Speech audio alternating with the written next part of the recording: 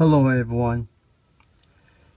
This is one of the governing bodies, 1 out of 7.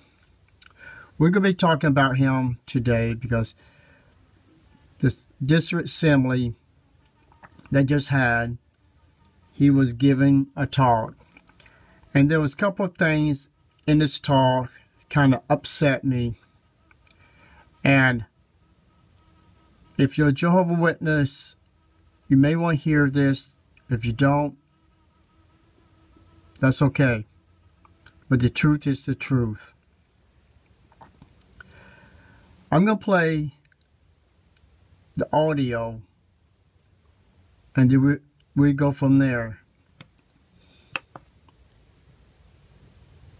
Are you personally deriving blessings from God's ruling kingdom? And if so, what do these blessings portend for the near future? Pay close attention as Brother David Splain, a member of the governing body of Jehovah's Witnesses, presents our keynote address. Its theme is Highly Esteem Present Kingdom Blessings. What a colorful array of umbrellas.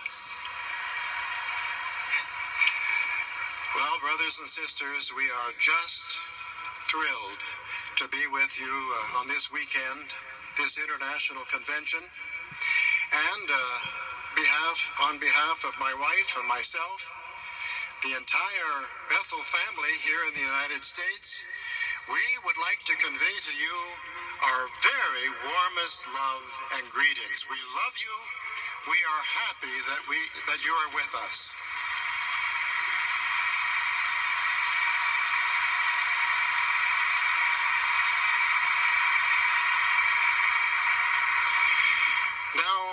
Former Secretary of State of the United States, Henry Kissinger, once made a very astute observation.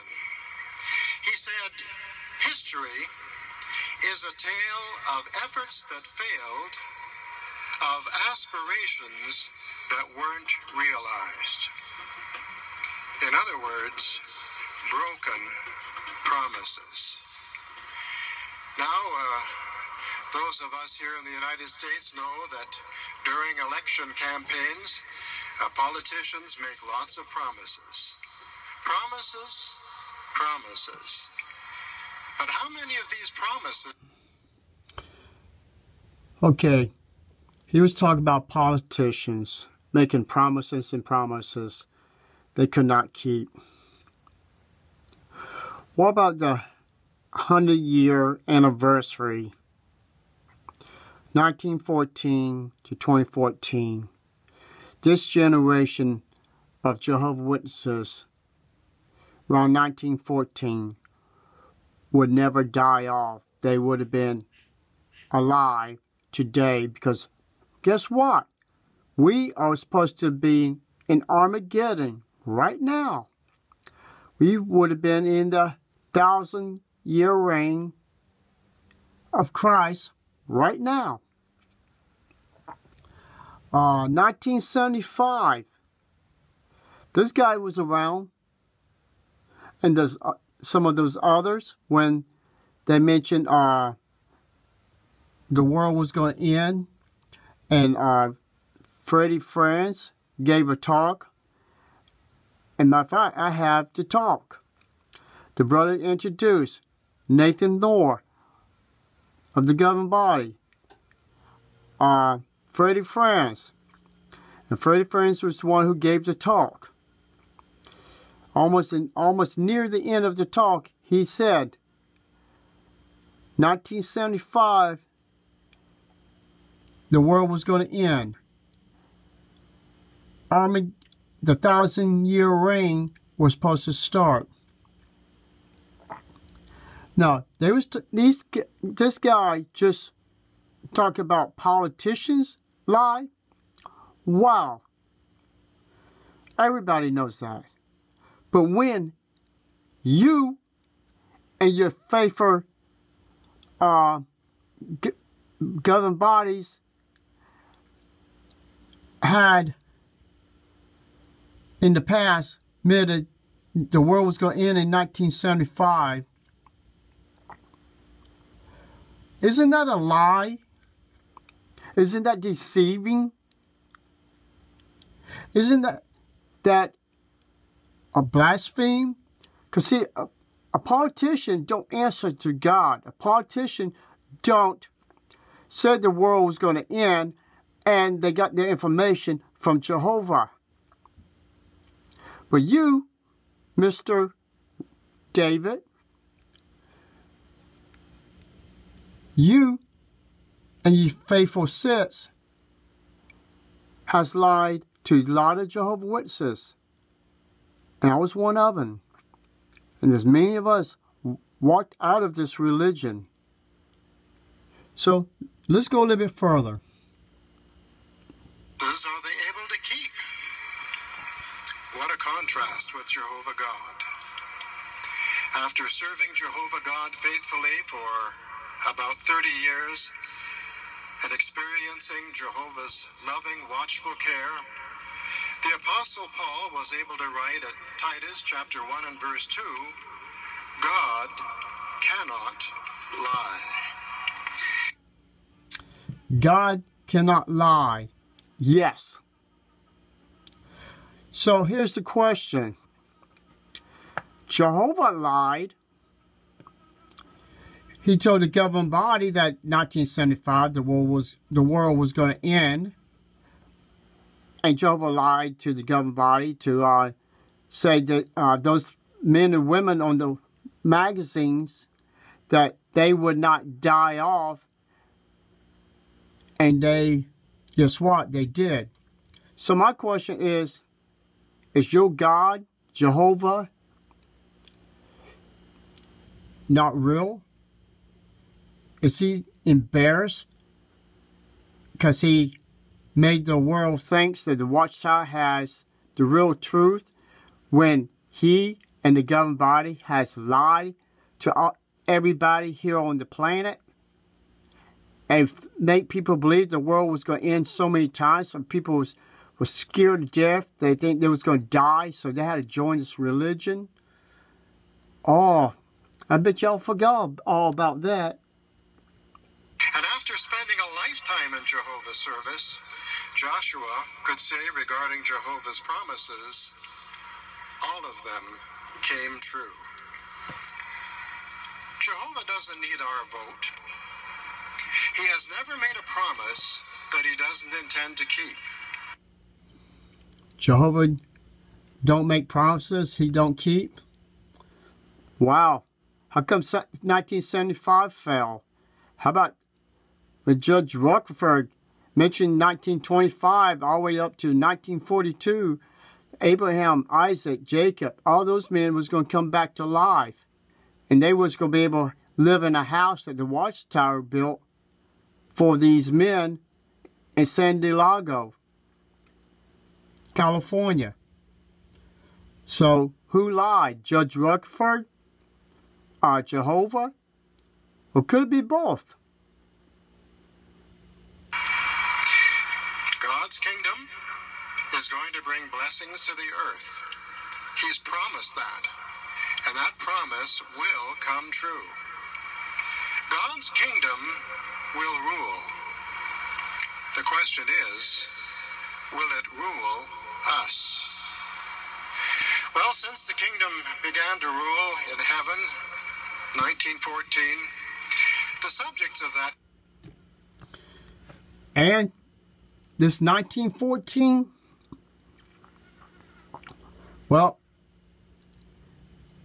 that's a lie, because when I called headquarters, when they claimed that Russell messed up by saying that it was 606 when Jerusalem fell, and his timetable was all the way down to 1914, and they switched from 606 to 607, and the man told me point blank, because there was no zero. After I'm letting know, I knew there was no zero.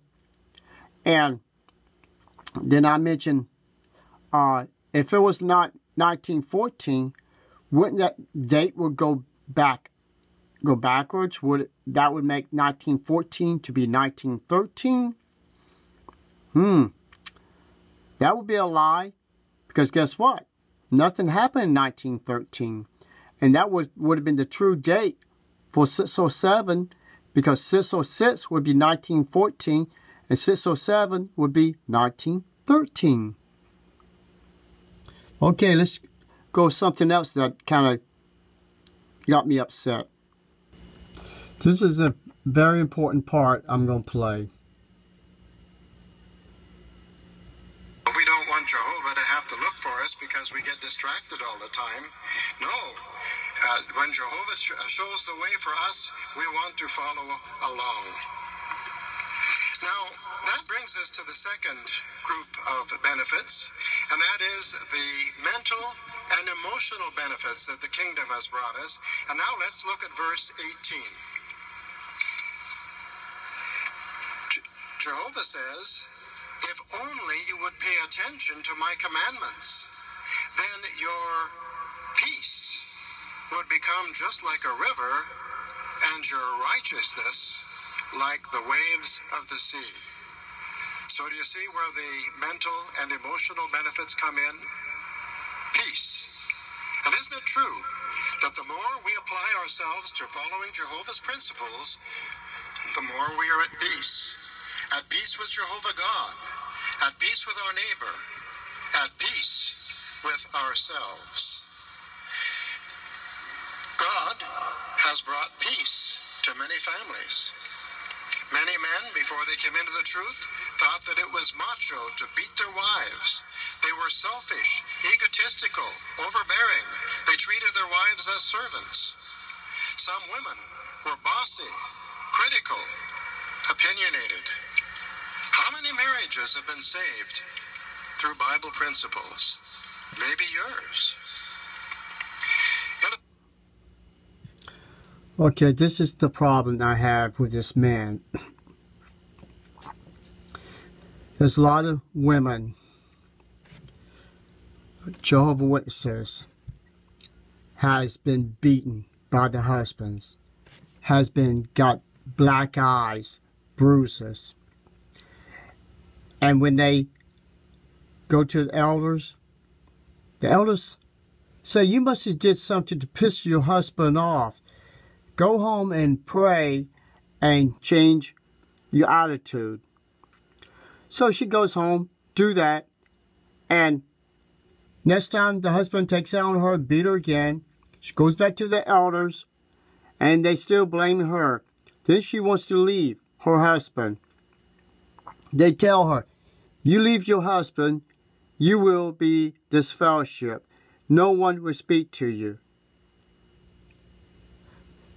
And this guy is talking about people coming out of the world, beating the wives, and everything else. Excuse me. I have been on Facebook. There are a lot of people that used to be in Jehovah's Witnesses, females, wives. They said their husband used to beat them. What caused their husbands to beat them? Because it was this religion.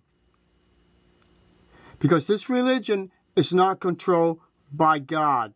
If it was, when you walk into the truth, everything you leave behind would be behind. There's people beating their wives, their children. Elders is molesting kids, boys, girls. And it's being published on the news everywhere. Elders is going to jail for molesting kids. And this guy saying that all this is before they came in the truth, that is a bare-faced lie. This was in the truth when all this stuff is happening. Thank you and have a nice day.